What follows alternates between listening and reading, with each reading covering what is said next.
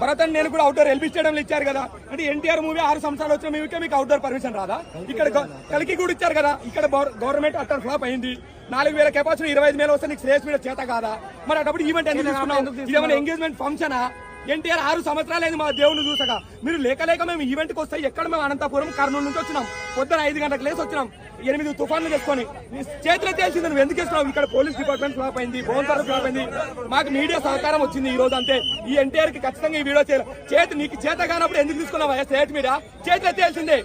Down Shresh media, down Shresh media. ఇది ఖచ్చితంగా అన్నకి చేరాలా? నువ్వు ఇదే పెళ్లి ఫంక్షన్ కాదు.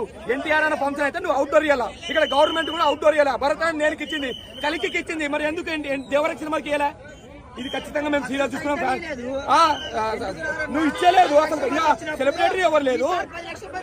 ఈసారి వస్తాను. నువ్వు మళ్ళీ ఒకసారి ఆంధ్ర వాళ్ళ గుర్తు చేస్తాము. చెప్తున్నాము. స్ట్రేట్ మీడియా చెత్త మీడియా చేతులు ఎత్తేసింది ఈ రోజు. ఎన్టీఆర్ ఫ్యాన్స్ మళ్ళీ ఖచ్చితంగా నిరాశం జరుగుతుంది.